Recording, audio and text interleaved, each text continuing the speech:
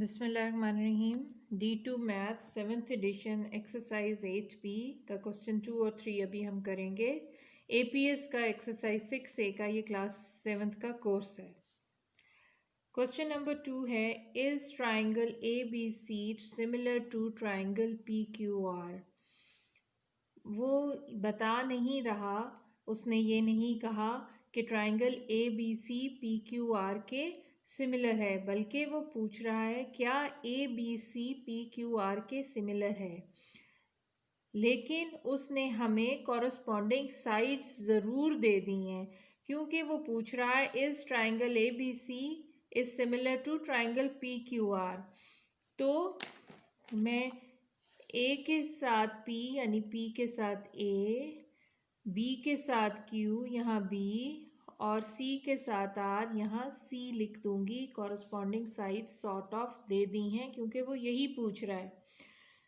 अच्छा, सेकेंडली अब आप ये देखें, ये ट्राइंगल में दो लाइनें लगी हुई हैं, एक एक लाइन। ये इसका मैंने आपको बार बार बताया है, इसका ये मतलब है कि ये दोनों साइड्स बराबर हैं। अगर ये 2 है तो ये भी 2 है, अगर ये 4 है तो ये भी 4 है, यानी इनकी लेंथ बराबर है।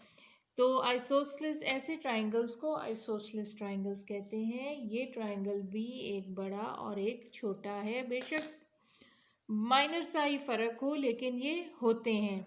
आइसोसेलेस ट्राइंगल का मैं आपको बता दूं, आइसोसेलेस ट्राइंगल में दो साइड्स बराबर होती हैं, ये और ये साइड्स बराबर होती हैं। अगर ये दो साइड्स बराबर हैं तो लाजमी है कि ये इसके ऑपोजिट ये वाला एंगल और इसके ऑपोजिट ये वाला एंगल ये भी बराबर होते हैं। अगर ये 60 है तो ये भी 60 होगा, अगर ये 50 है तो ये भी 50 होगा। ये एंगल्स बराबर होते हैं, तो इसको, ये बात आपने ध्यान में रखनी है। अब ये देखें, ये दोनों आइसोसेलेस ट्राइंगल हैं। ये इसको मूव करके P यानी ये A इधर था ना, तो फिर A ऊपर इसको रोटेट कर दिया। अब आप देखें, पहले मैं आपको इस ट्राइंगल से बताती हूँ। ये और ये दोनों साइड्स बराबर हैं। इस साइड्स के ऑपोजिट ये एंगल 50 है, ये दिया हुआ है, तो इस साइड के भी आगे ऑपोजिट 50 होगा, मस्ट है। इससे बेहतर समझ आ रहा है कि ये इस लाइन, ये क्योंकि 50 दिया हुआ है, इस ट्राइंगल में अगर हम इसको सीधा कर लें इस ट्राइंगल को, तो ये देखें कि इन दोनों के ऑपोजिट कोई एंगल नहीं है, सिर्फ ये एक दिया हुआ है ऊपर। इसको टिल्ट इसलिए मैंने किया है ताकि आप लोगों के लिए आसानी हो जाए। सो ये वाला एंगल क्या है, ये वाला एंगल क्या है, ये दोनों बराबर होंगे, आपस में बराबर होंगे। हमें ये पता है कि एक ट्राइंगल 180 डिग्री के बराबर है, तो 180 में से सबसे पहले हम 180 में से 40 माइनस करेंगे, तो ये हमारे पास 140 आ जाएगा। 140 को, क्योंकि ये दोनों साथ बराबर हैं, ये बराबर हैं, 140 को हम 2 से डिवाइड करेंगे तो हमारे पास 70 आता है, तो ये भी 70 होगा और ये भी 70 होगा। ये दोनों एंगल्स इस तरह इसलिए क्योंकि ये आइसोसेलेस ट्राइंगल के एंगल्स हैं, ये दोनों एंगल्स बराबर होते हैं। इसके ऑपोजिट इन्होंने नहीं दिया हुआ था, यहाँ इन्होंने दिया हुआ था इस लाइन के ऑपोजिट ये, तो ये मुझे पता चल गया ये भी 50 होगा।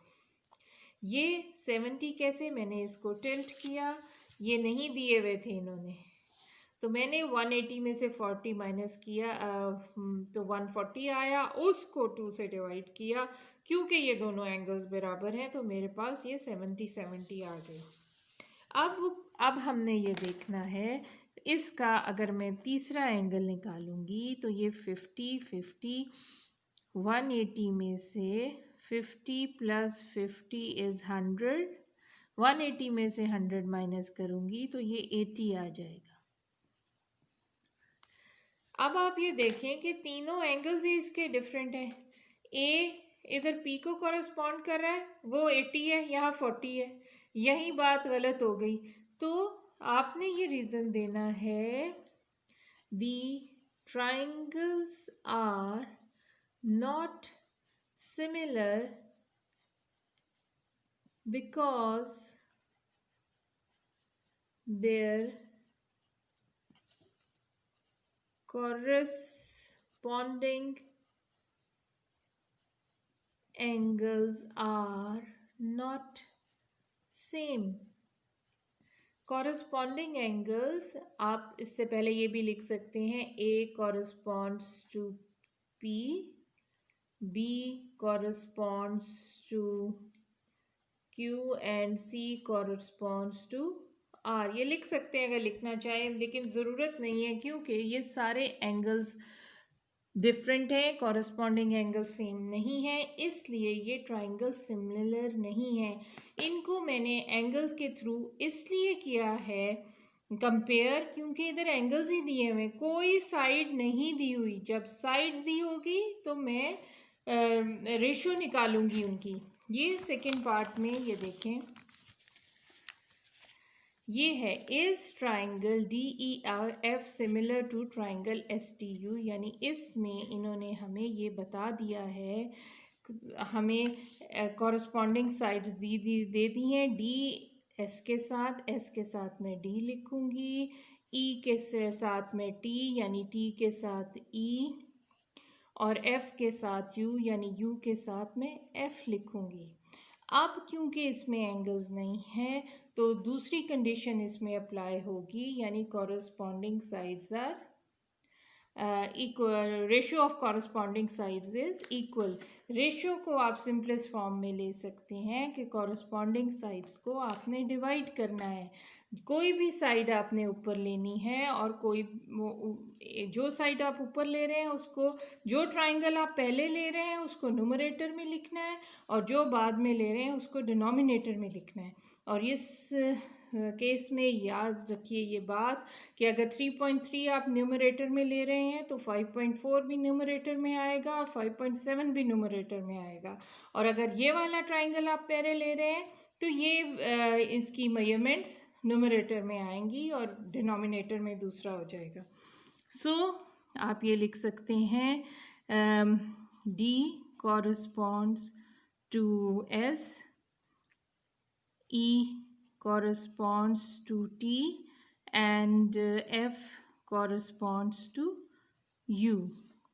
अब आपने if the triangles are similar then the ratio of their corresponding sides should be equal. So आप सबसे पहले ये लेंगे DE, आपने लेना है DE, लिख लें DE, इधर DE क्या है ST, ये देखें ST, आप इसको लिखें ST इज इक्वल टू का। अब एक एक लेनी है, जब हम XY निकालते हैं तो दो मेजरमेंट्स लेते हैं, इसमें एक एक ही लेनी है। जब इस तरह का सवाल हो तो एक एक ही लेनी है।